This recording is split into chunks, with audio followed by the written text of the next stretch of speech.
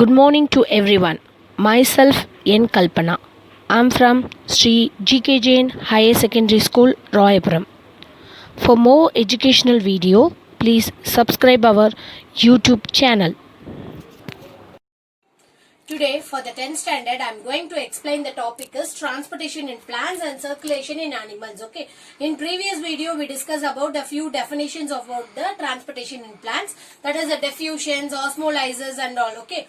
Now we have to move on to the types of osmosis. So generally osmosis means transportation of the movements of water molecule, the movements of solvent from the higher concentration to the lower concentration. Usually from the higher concentration to the lower concentration we never utilize the energy, so we don't need the energy, so it is called as a passive transportation. So osmosis is a kind of passive transportation. Let's see the types of osmosis. It is a exoosmosis as well as the endoosmosis. If it is a exoosmosis means those solvent molecule from inside the cell which will be move on to the outside the cell, that is called as a exoosmosis. From inside to outside it is a exoosmosis. And endoosmosis from those water solvent which is get back from the outer surface to the inner. Okay, the solvent which is from the outside to the inside, it is called as the endoosmosis. So this is about the types of osmosis. Exo means inside to outside. Endo means outside to inside. Okay. Then we move on to the plasmolysis. So plasmolysis and the inhibition, both it should be similar to that, which deal about the moment of the water molecule only. See, plasmolysis and inhibition, some more definitions about the transportation in plants. Both it should be similar in, it discuss about the moments of water only. But in the plasmolysis, water moves out of the cell. It will be get out. So like exo, endo, no. So it is about the exoosmosis. From the cell, it will be get out of the, out of the cell. It goes out of the cell. That is the plasmolysis. So plasmolysis is under the exoosmosis.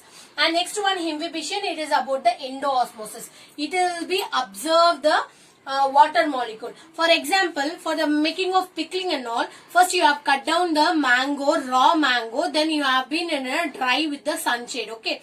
So if drying, what happened? Some more water molecule which is present in the mango, it is been observed, it has been get out of the mango, then it automatically shrinks on it, isn't it? So that is about the plasmolysis. Example is just using as a pickling.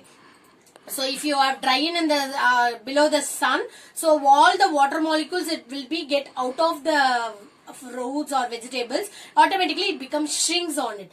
But in a inhibition, if you soak the chenna dal, what happened? It is in a dry condition. Already it is in the dry condition. If you dry grapes or chenna and dry fruits and all, if you soak in the water, it absorbs the water. From the outside of the water, it is get into the substance. Automatically what happened? It will be swells up. The size will be increased. So it is one thing which is being similar to the plasmolysis and inhibition is both it should be related with the movements of solvent. Here the solvent will be send it out, so it automatically shrink in it. And the inhibition, those water will be observed on it, so it will be swells upon it. Okay, so this is about the plasmolysis and inhibition. It is under the exoosmosis as well as the endoosmosis. Next we move on to the root hair. Usually you have been seen in the plants, a root, a small like hair like will be formed on the root. So this is about the structure of the root. So here root hairs are being present. So let's see. Root hair will be the observing unit. We observe the water as well as the minerals with the help of these root hair only. So it is a observing units. Okay. And next one, what are the things it has been observed? Water as well as the minerals. Okay. So that is why it has been an observing unit. It observes water as well as the minerals. And next one, what are the stages? What is the position of the root hair? We have a three more stages, regions of the root hair, in the root hair. Okay, let's see. First one, started in the root hairs, where the root hairs are present, that is called as a region of maturation. That is called as a region of maturation. In the maturation region, root hairs are arise, but there is no cell division will be act on it. Okay, in the root, where the root hairs are present will be called it as a region of maturation. In this thing, maturation means it matured. So the no more cell divisions will be happen, but this the root hairs have been arise outed. This is about the region of maturation. Then at next one is the elongation. So at the end of the tip, between the tip and the root has some space. In between the space will be called it as a elongation. Here it will be elongation means will be increasing the size. Usually the stem will be called it as elongated only because it only started to increasing the size. So, the same wise in between the roots hair as well as the tip, it will be called it as a elongation. It will be leads to the increasing the size of the root. Okay, stem.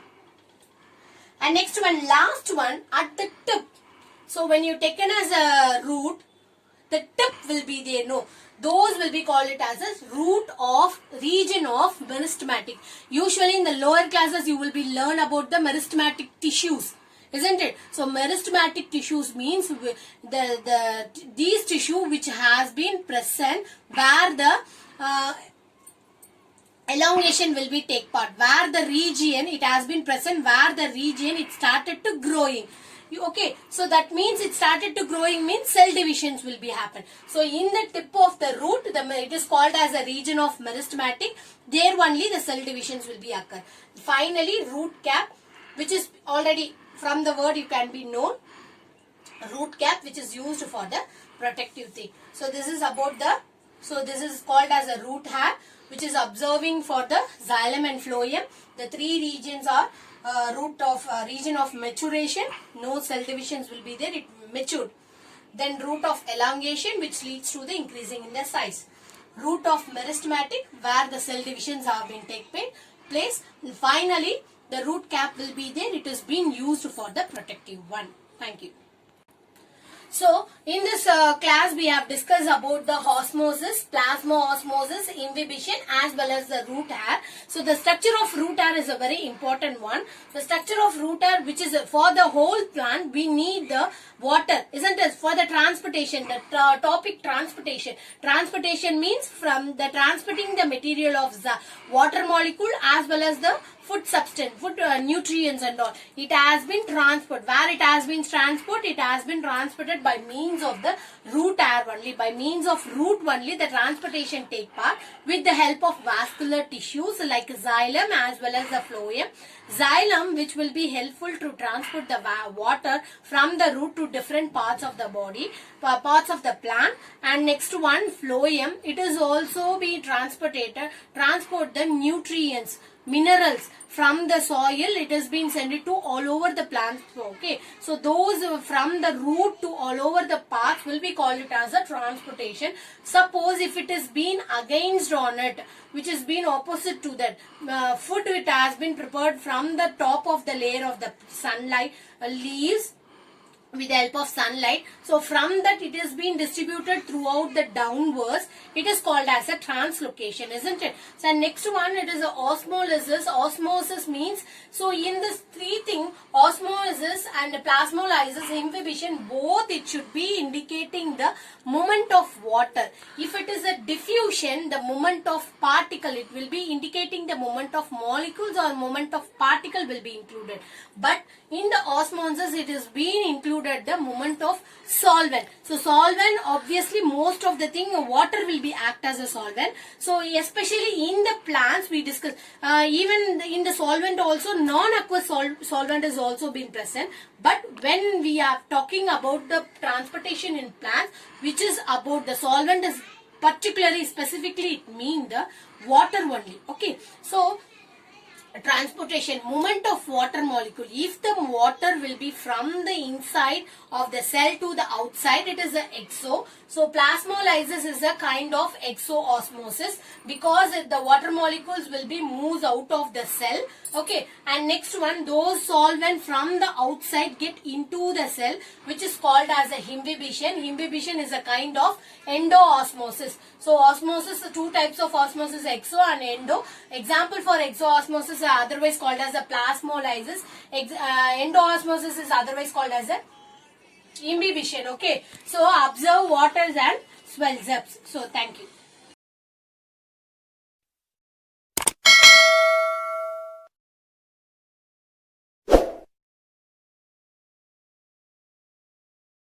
Subscribe now and press the bell icon.